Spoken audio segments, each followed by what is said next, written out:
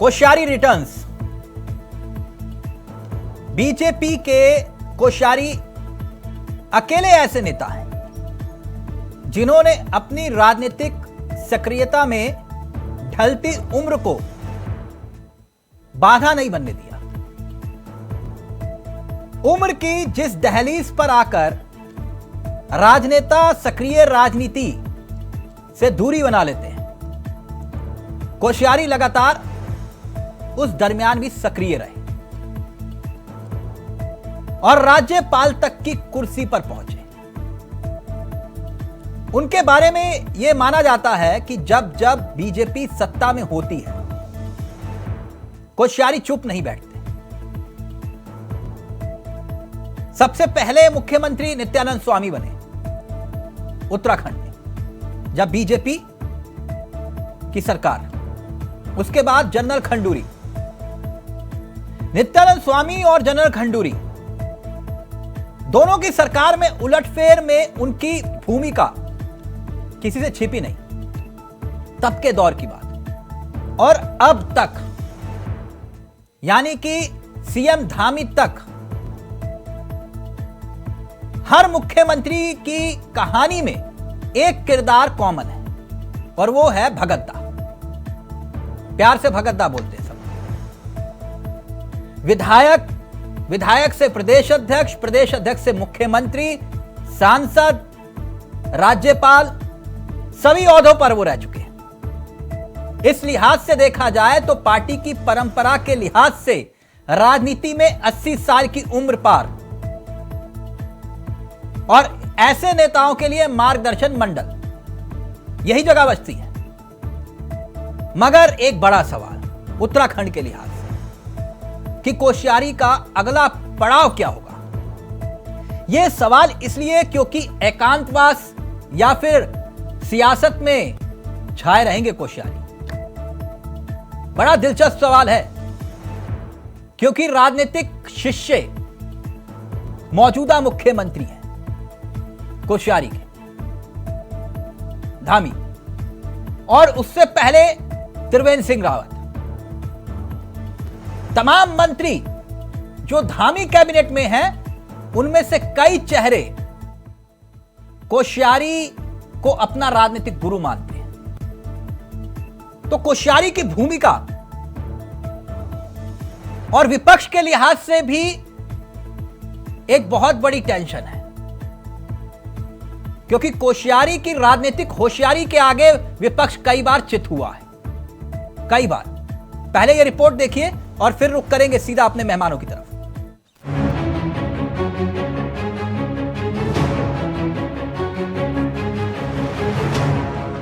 एकांतवास में जाएंगे या सियासत में छाएंगे कोश्यारी?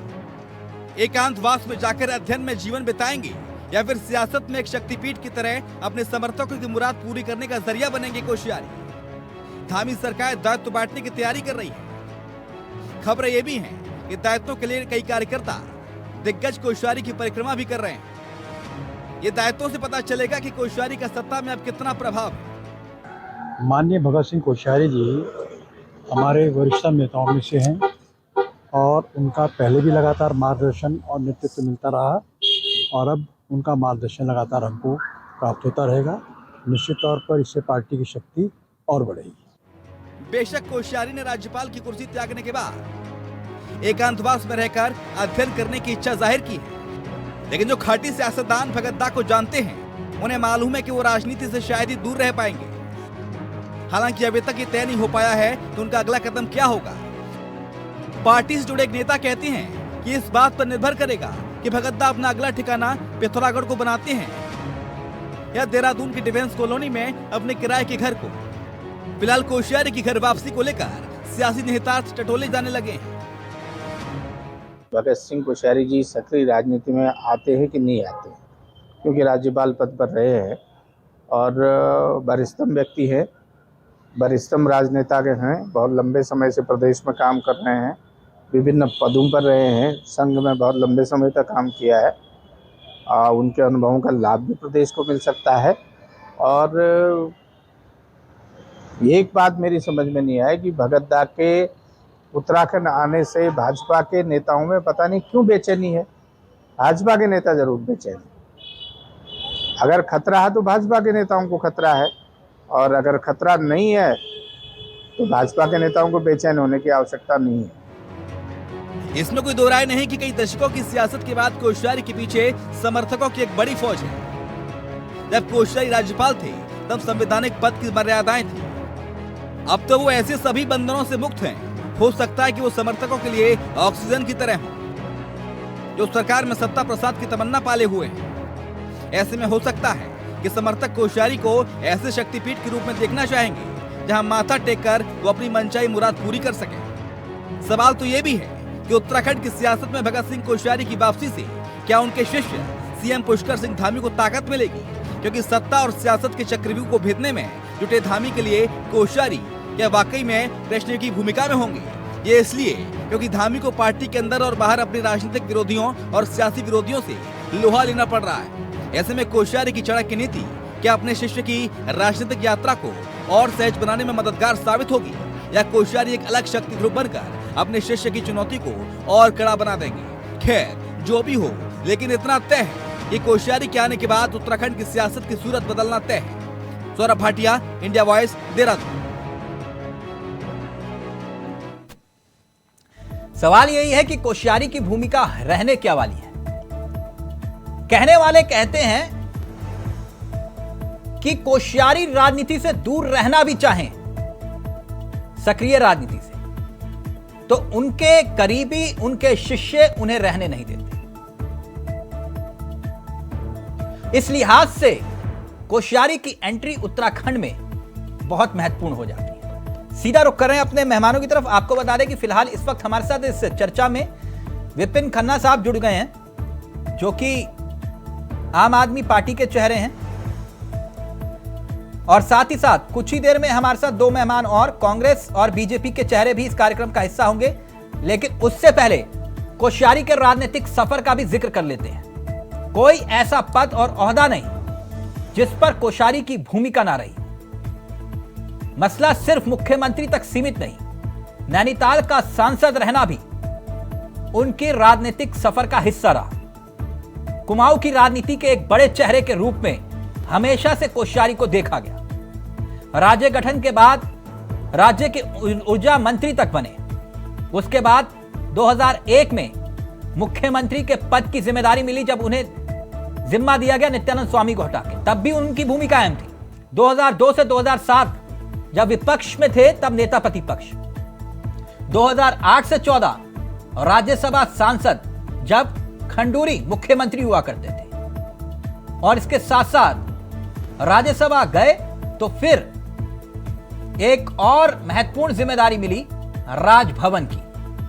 महाराष्ट्र के राज्यपाल रहकर कई बार कोश्यारी ने सुर्खियां बटोरी, और भगत दा का और राजनीतिक नजरिए से बीजेपी ने, माना जाता है, उनके अनुभव का इस्तेमाल किया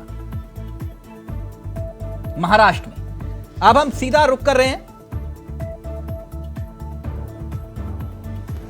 हमारे साथ इस वक्त शीशपाल भी जुड़ चुके हैं, और विपिन खन्ना के पास जाएं। शीशपाल जी कांग्रेस के चेहरे हैं। शीशपाल जी कैसे हैं आप?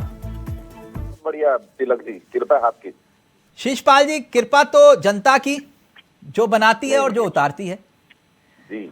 तो लौट आए कोश्यारी, और बीजेपी कह रही है कि विपक्ष पर पड़ेंगे भारी। जी, कोश्यारी की राजनीतिक होशियारी से आप लोग कई बार चित हुए हैं। हेलो जी पिशी। तिलक जी, देखिए तिलक जी, अब महाराष्ट्र के जो राज्यपाल के पद से जिस प्रकार भगत सिंह कोश्यारी जी की विदाई हुई है, उससे राज्य में अटकलों का दौर है। और जिस प्रकार की वहां पर उन्होंने बयानबाजी की छत्रपति शिवाजी को लेकर, ज्योतिबा फुले जी को लेकर, उस पर तमाम बखेड़ा देश भर में खड़ा हुआ। और महाराष्ट्र में शिवसेना जिस प्रकार से सड़कों पर उतर के लंबे समय से संघर्ष कर रही थी, और एक जन आंदोलन जनता के बीच में भी एक जनाक्रोश भगत सिंह कोश्यारी जी के खिलाफ वहां पर नहीं, वो तो अतीत हो गया ना बेशी। अब अतीत छोड़िए, जी जी जी, वर्तमान की बात करिए। नहीं, मैं तिलक जी अतीत की बात इसलिए कर रहा हूँ कि राज्य के जो लोग हैं उत्तराखंड में, जिनकी ये भावनाएं थी कि देश की राजनीति में कितने महत्वपूर्ण पद पर उत्तराखंड का एक बेटा है और निश्चित तौर पर उत्तराखंड का मान बढ़ेगा, लेकिन इस प्रकार से विदाई किसी को भी अच्छी नहीं लग रही है। अगर वो पूरा कार्यकाल करते राज्य को उनको अनुभव का लाभ मिलता। अब उत्तराखंड में आए हैं तो यहाँ पर भी अब आए हैं तो आए हैं या बुलाए गए हैं या लाया गया है, आपको क्या लग रहा है कि अब क्या होने वाला है? ये तो तय है ना कि राजनीति में बदलाव तो होगा सूरत तो बदलेगी। निश्चित तौर पर तिलक जी, क्योंकि जब महाराष्ट्र में गवर्नर के पद पर थे कोश्यारी जी, तो उत्तराखंड में एक बात सरेआम थी कि यहाँ की जितने भी लीडरशिप है, ज्यादा महाराष्ट्र के लोग कम और उत्तराखंड के लोग ज्यादा महाराष्ट्र में दिखाई देते थे। अब वो जो पावर सेंटर देहरादून अगर शिफ्ट हो रहा है तो निश्चित तौर पर यहाँ पर अटकलों का बाजार अब गर्म हो गया और राज्य में तमाम प्रकार की अटकलें यहाँ पर लगाई जा रही हैं। कोई कह रहा है कि जी यहाँ पर चेहरा बदलने वाला है, कोई कह रहा है कि मोहरा बदलने वाला है, और लेकिन इतना तो तय है कि भगत सिंह कोश्यारी जी के राज्य में आने के बाद राजनीतिक समीकरण राज्य के बदलने तय है। और निश्चित तौर पर धामी जी के लिए चेहरा बदलने क्यों वाला है? कैसे, मतलब मैं समझ नहीं पाया। उनके राजनीतिक शिष्य तो धामी ही माने जाते हैं, तो फिर चेहरा कैसे बदल जाएगा? देखिए ऐसा ना दिखाने वाला क्यों हटाएगा? नहीं तिलक जी, देखिए राजनीति और राजनीति में जो है बिठाने उठाने वाले का सवाल नहीं होता है। सवाल ये है कि पद प्रतिष्ठा का हो। राज्य में जिस प्रकार से यहाँ पर बेरोजगारों पर लाठीचार्ज हुआ, बेटी अंकिता भंडारी प्रकरण में अभी राज्य के लोग जो है वीआईपी का नाम खोज रहे हैं, और तमाम जो है पेपर लीक प्रकरणों में जो भारतीय जनता पार्टी के लोग आए हैं, तो राज्य में असहज स्थितियां हैं। जनता आंदोलन करिए, बेरोजगार अगर तो निश्चित तौर पर अगर वो सियासी महाभारत में, चलिए ठीक है, मैं आपकी बात मान गया क्योंकि विपिन खन्ना साहब भी जुड़ गए। आ रहा हूं खन्ना साहब आपसे। अगर मगर किंतु परंतु जैसी आप ही बात कह रहे हैं, वो सियासी महाभारत में कृष्ण की भूमिका में आ गए तो नहीं, देखिए कोश्यारी जी कृष्ण की भूमिका में तो राज्य में कभी दिखाई ही नहीं दिए। वो 6 माह के लिए राज्य के मुख्यमंत्री जरूर रहे, लेकिन उन्होंने गढ़वाल मंडल से लीडरशिप का गला घोटने का ही काम किया। ये तमंगा कोश्यारी जी के ऊपर है और निश्चित तौर पर अब आने वाले समय में राज्य में वो कुछ न कुछ नेताओं की कुर्सी हिलाएंगे, क्योंकि जो है वो ऐसे जिन है जो चुपचाप नहीं बैठ सकते। हाँ, ये बात आपने सही कही, ये बात आपने सही कही।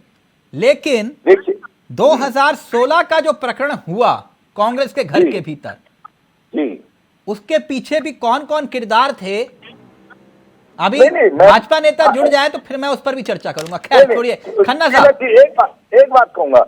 2016 के प्रकरण में आपने देखा, जब वो प्रकरण हुआ उसके बाद भगत सिंह कोश्यारी जी एक संगठन की कार्यक्रम में गए थे। वहां पर उनका व्यवहार ऐसा था जैसे यही भावी मुख्यमंत्री हो गए हैं। इस लहजे में वो ब्यूरोक्रेसी को भी चेतावनी दे रहे थे, निर्देश दे रहे थे। तो उसके पीछे कुछ आधार था, उनकी महत्वाकांक्षा है बेसिक, उसके पीछे कुछ आधार था। अभी भाजपा ही जुड़ेंगे तब आगे चर्चा में बात करूंगा। लेकिन खन्ना साहब, अब कोश्यारी लौट आए और भाजपा ही कह रहे हैं विपक्ष पर पड़ेंगे भारी कोश्यारी। आपका अनुभव क्या कहता है? भाजपाइयों पर भारी पड़ेंगे तिलक जी। तिलक जी, निश्चित तौर से मेरा अनुभव आपसे कम है। और भगत सिंह कोश्यारी एक ऐसा नाम है उत्तराखंड में कि उनके आने पर मेरा मानना है कि विपक्ष को तो ज्यादा चिंता की जरूरत नहीं है। विपक्ष को तो शायद संजीवनी मिलने जा रही है, लेकिन भारतीय जनता पार्टी को चिंता करने की जरूरत है। क्योंकि देखिए, राज्य गठन के उपरांत नित्यानंद स्वामी जी का भी आप इतिहास जानते हैं, आप खंडूरी जी का भी जानते हैं और निशंक जी का भी जानते हैं। ये खंडूरी जी, निशंक जी और भगत सिंह कोश्यारी जी, ये 3 ध्रुव हुआ करते थे उत्तराखंड भारतीय जनता पार्टी में, जिसमें बड़े स्तर पर गुटबाजी हुआ करती थी।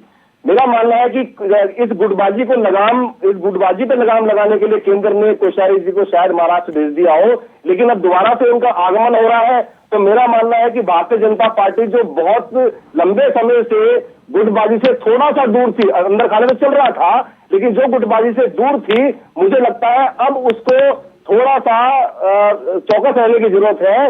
क्योंकि जो मुख्यमंत्री धामी है, ठीक है, वो तो उनके चेले रहे हैं और हो सकता है धामी जी को संजीवनी देने का काम भी कोश्यारी जी करें। क्योंकि मेरा मानना है कि ज्यादातर जो भारतीय जनता पार्टी के वरिष्ठ नेता हैं वो लोग धामी जी को अभी तक पचा पाए नहीं है।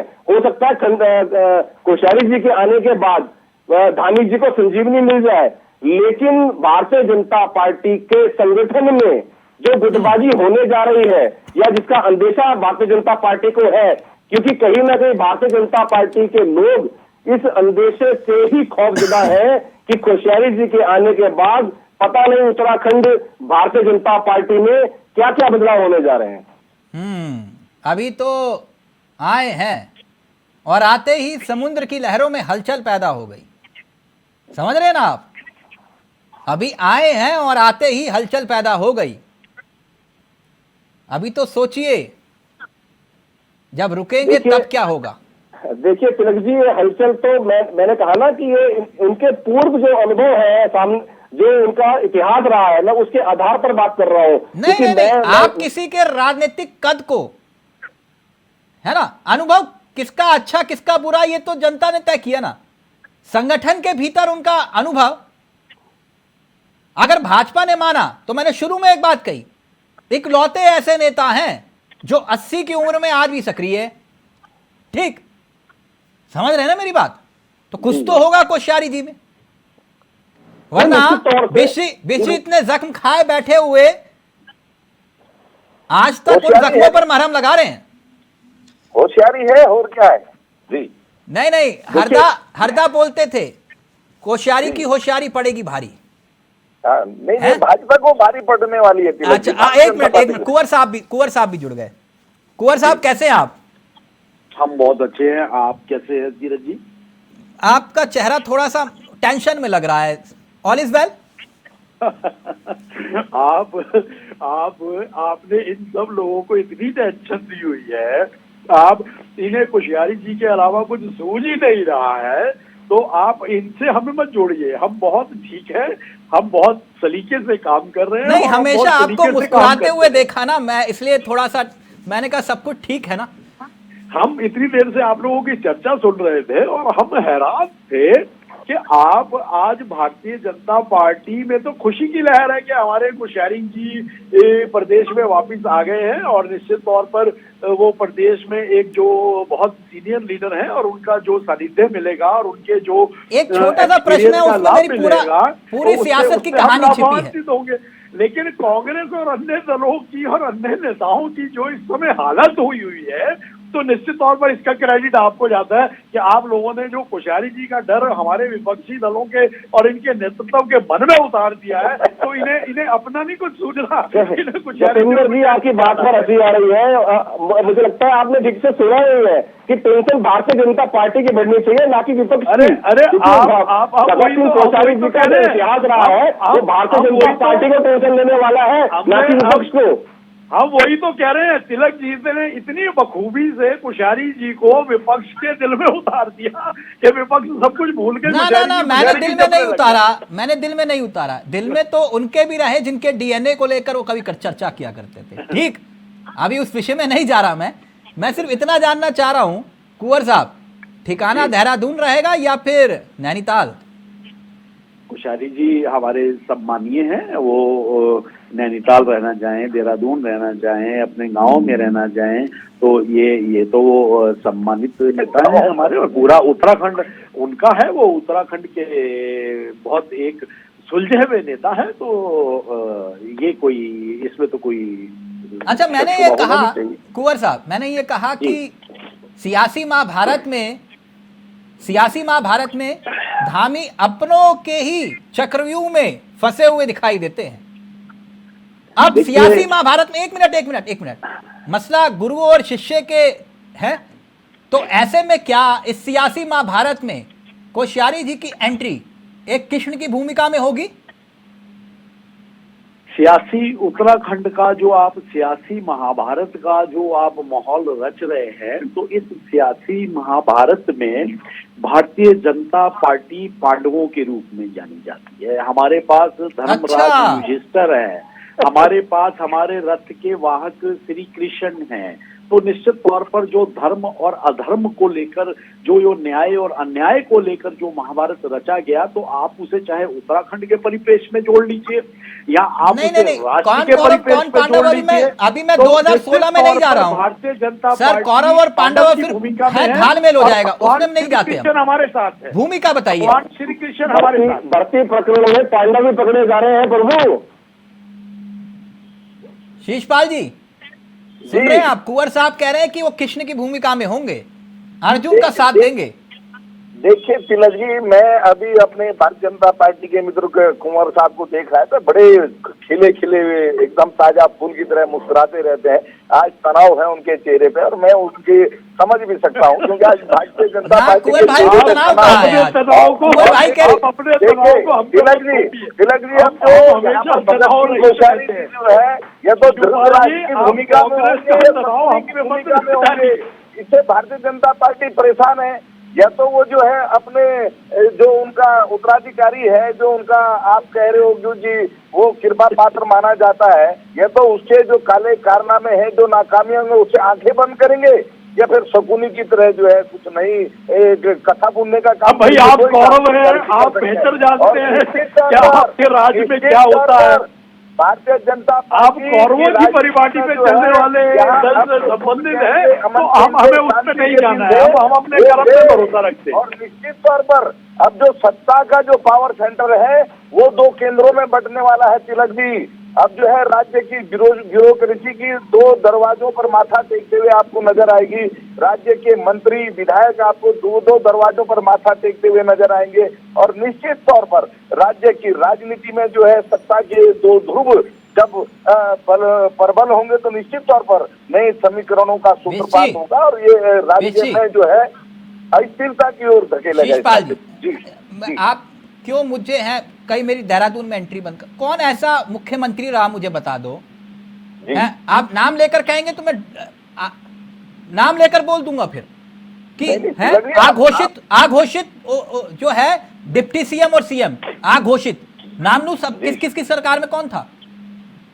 देखिए तिलक जी, यहाँ डिप्टी सीएम और सीएम का सवाल नहीं आप कह रहे ना कि वो दरबार सब वहां जाके मैं बताऊं किसकी सरकार में कौन कहां माथा टेकता था? तिलक जी एक बात बताइए, नहीं राज्य के हरीश रावत जी की सरकार में बताऊं, हरीश रावत जी की सरकार में बताऊं कौन कहां माथा टेकता था? तिलक जी आज की सरकार की बात कीजिए ना। अच्छा तो मतलब हरीश रावत जी की बात ना करूं? नहीं हरीश रावत जी तो राज्य के यशस्वी मुख्यमंत्री हैं। उनकी सरकार में बता देता हूँ ना कि किससे माथा टेका जाता था। आदर देखिए, आप भगत सिंह कोश्यारी जी पे बात हो रही है, आप अगर हरीश रावत को बीच में लाएंगे तो ये किससे का विषयांतर हो जाएगा। ये गजब राज्य के जो विधायक, जो मंत्री, जो ब्यूरोक्रेट महाराष्ट्र की अच्छा नाम नानू में, चलिए ठीक है नाम नहीं लेता बस, लेकिन चलिए चलते इतना बता देता हूँ एक रावत जी मुख्यमंत्री थे और दूसरे रावत जी के यहाँ माथा टेका जाता था, ठीक, और बाद में उनका कपाट हमेशा के लिए बंद कर दिया हरीश रावत जी। ठीक है तिलक जी, आज भी यहाँ कई जगह माथा टेका जाता है। आप बोगड़ा जी का बताओ, आप बोगड़ा जी का सुनेंगे? बोगड़ा जी के यहाँ कहाँ माथा टेका जाता? विधानसभा के ठीक सामने एक आवास था, आप सुनेंगे नाम? छोड़िए आप, मैं इसलिए कह रहा हूं सर ये मत बोलिए ना कि यहाँ माथा टेका जाता है वहां टेका जाता है। अब कोश्यारी जी की भूमिका की बात कर रहा हूँ, आप कह रहे हैं वहां किसकी सरकार में माथा नहीं टेका गया? मैं कोश्यारी जी की भूमिका एक शब्द में बताता हूँ। उत्तराखंड में जो कोश्यारी जी की भूमिका है आने वाले समय में सुपर सीएम की होने वाली है। सुपर सीएम में कोई परिवर्तन, ये कुंवर साहब ये बीसी ने दाव खेल दिया। फिर आ रहा हूँ खन्ना साहब, फाइनल कमेंट। ये कह रहे सुपर सीएम तो कोश्यारी जी ही होंगे। अब बिष्ट जी की तो बिष्ट जी ही जाने, ये बिष्ट जी हमारे जो है बहुत ज्ञानी पुरुष हैं और हमें ये लगता है कि इन्हें अपना ज्ञान कांग्रेस को चुस्त दुरुस्त करने में लगाना चाहिए।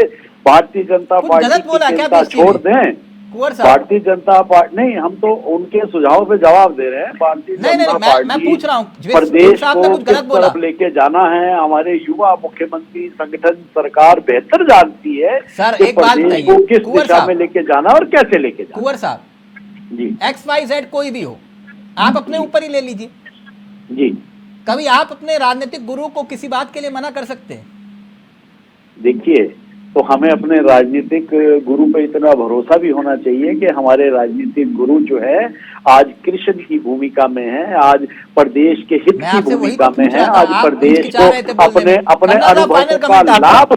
लाभ देंगे तो निश्चित तौर पर। खन्ना साहब, तिलक जी, भारतीय जनता पार्टी के नेता जिस तरीके से ये ऊपरी हंसी हंस रहे हैं, तो मेरा मानना है कि भारतीय जनता पार्टी के नेताओं को थोड़ी सी अपनी आवाज में दम लाना चाहिए, क्योंकि भगत सिंह कोश्यारी जी की जिस परिस्थिति में महाराष्ट्र को छोड़कर आए हैं, उन्हें तो ये मानना चाहिए कि बड़े बेआबरू होकर तेरे कूचे से हम निकले। उन्होंने इस्तीफा दिया नहीं, उनसे इस्तीफा दिलवाया गया है।